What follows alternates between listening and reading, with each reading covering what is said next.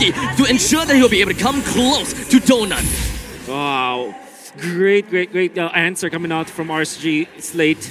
Well, there was a great hook onto the far side, but the fact that they took a donut in between two lanes, I think that's going to be great. I think this is going to be bad due to the fact that Donut actually died 2 times in bottom lane already. That is not great in an even matchup between Carry as well as Beatrix. But right now, RSG, they're getting themselves right underneath the turret's nose, and CCAN and D7 doesn't seem like they will be able to defend that too much. They're treading the needle here, and they see that turtle is up, so they might need us elsewhere. Let's let Donut breathe first, but again, that's a tactical retreat coming in from RSGSG. Up top, Diablo's, again, going as aggressively as he could, forcing ATM here to back out. Something to note about Burnix Flash's draft is they have no real peel. Besides ATM, who actually wants to draw a line between his opponents and his squad, there's really not much they can do to stand up against RSG's damage, and now a free turtle take right in front of ATM's face. Roy did manage to get hit by the grab, but it doesn't seem like it will be too big of a thing because RSG do want to be so aggressive on ATM. Great escape though when it comes down to the flicker. In the meantime, down to the bottom lane, great start coming from CCAT. Oki knew that they have no choice but to take the fight head on. He goes down, and so will Lucent Cutie. The numbers game were against RSG down bottom, and it looks like they couldn't find a way to capitalize, so this was a losing trade. Oh, 100%. Burnix Flash.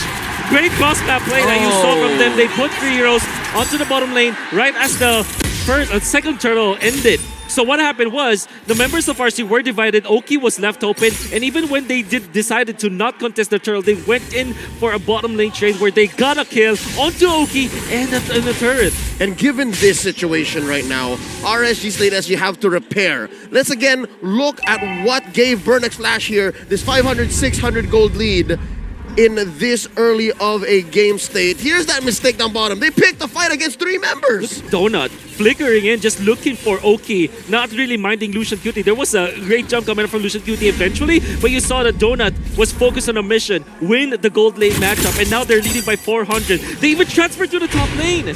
I really like the fact that Burnix Flash immediately went for recovery mode in the bottom lane to try to make things good for Donut. In the meantime, RSG knew what's going to be happening. They went to go down to the bottom lane, but Diablo was unable to hold the fort all by himself. It's the same flub.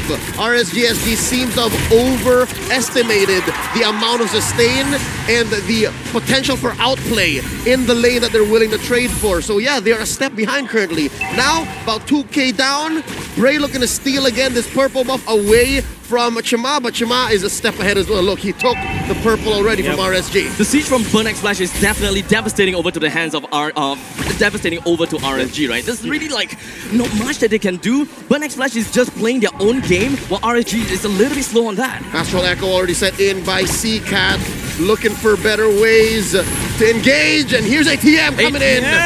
He's just gonna be caught in between of everyone else with the first person down. Bray takes himself the turtle, and Burnix Flash would want to retreat, full-on retreat. Shama makes a quick run, but Diablo with the sword-out strike brings him down with 2 members down. Wonderful recovery coming up from RSG Slate. Especially because they were able to control that pit on the turtle. But Burnix Flash, macro plays for the past 2 minutes. They traded for bottom lane turret, and then up top they got 2. Then they got the middle. They might have given away the turtle, and now another turret. But they are evening up when it comes to the gold just because of their macro adjustments. It seems like there's a rubber banding effect here that RSG has taken advantage of. The fact that Burnix Flash has been conditioned to send more bodies elsewhere opens up that small window for RSG to, again, shrink this currently 400 gold lead, which was prior about 2,000. 5-5 here. The map's looking as close to 50-50 as it can be, with a minute away from the first lord of this game. Now we're looking for that next engage. A lot of vision coming in from Burnix Flash, so I'd say unless Diablo says, you know what, it's a clear go, boys. 2 here, 3 here, find that take, it should be go for RSG. One thing to note though, they still have that goal, that tier 1 up top. So I'm thinking, what's going to be the play? Oh yeah, of course, send Oki. Yeah, send Oki there. And by the way, Burnix Flash also managed to push the mid lane turret while also retaining their own. And while it is almost an even matchup when it comes to their economy, the fact that they have maintained their tier 1 in the middle means that they have more map control. And Donut immediately jumps himself with a Panat's Rage, followed after D7's hooks. So that's something you don't have when you're RSG. Everything has to come clean. Everything has to come when you're ready. Pincer maneuver down on the Oki. ATM brings him down as Vertex Flash huddles together, congregated together to make sure that they will be able to push RSG away from their own jungles. That's what I was saying. When Vertex Flash says we want this, they're more sure. It's easier to set up. RSG need maybe 2 steps, and here comes Diablo.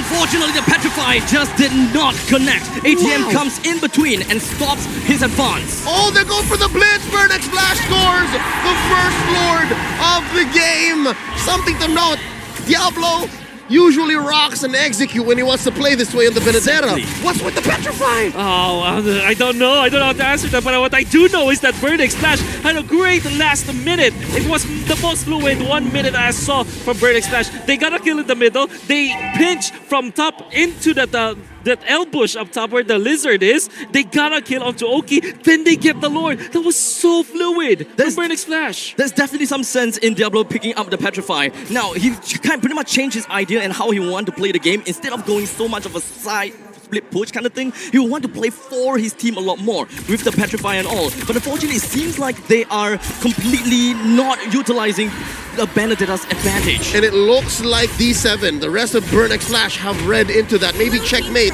because his hooks have been landing 50% of the time, and that's a huge stat. That's a huge amount of hooks coming in through a 10-minute game. That's a tier 2 in mid push, the main artery exposed for RSG. Slate SG, Vertex Flash looking to capitalize. They have a Lord. All the lasers synced. The top lane is just gonna be marched down by the Trident-bearing Lord, and he's gonna be melted down relatively fast. Whoa. In the meantime, great snipe down onto Lucian Cutie. The front line is not gonna be there for a good amount of time.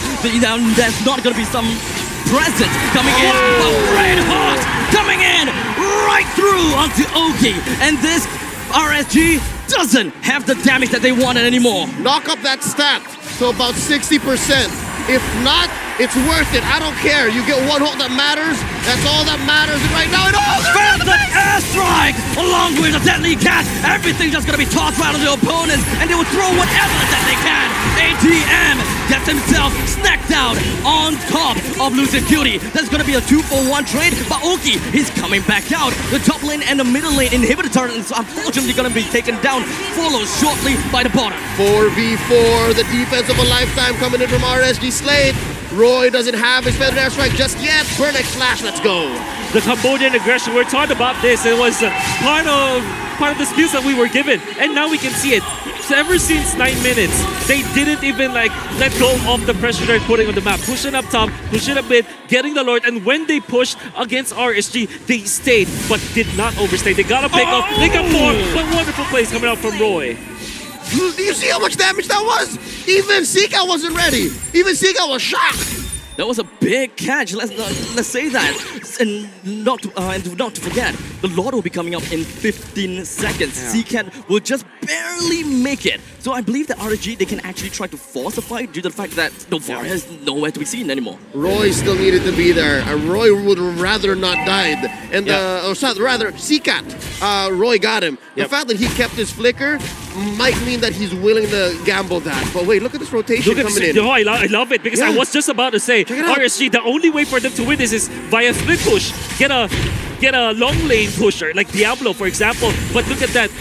You can see that Vertex Flash knew that this could happen. They just guessed it wrongly. Oh, the bloody hunt down on the Diablo. Donut was around, so RSG, they have the information. They're gonna be going 4-man all in down to the Lord and immediately bring down ATM. But unfortunately, he do have got the revive, and he, with the immortality, is gonna be holding him back on. ATM, he's dead. He may be dead. RSG do not have Diablo as well. Given the way the map looks like, no more inhibitors for RSG Slate SG. Vertex Flash read the room and understood that we can blitz the Lord. They're going to be forced to back out. We have vision on them. We're going to take this Luminous Lord and play the slow roll. No, that's some high-level understanding coming up from Vertex Flash, and I really love their macro. Like I said, they just guessed a wrong bush, but the idea was there. They wanted to shut down Diablo because Diablo is the remaining win condition from RSG. The biggest problem for RSG now on this defense is that they will have to commit the feathered airstrike, and we know for sure that without the feathered airstrike, you will only rely on Oki's damage output, which is single target damage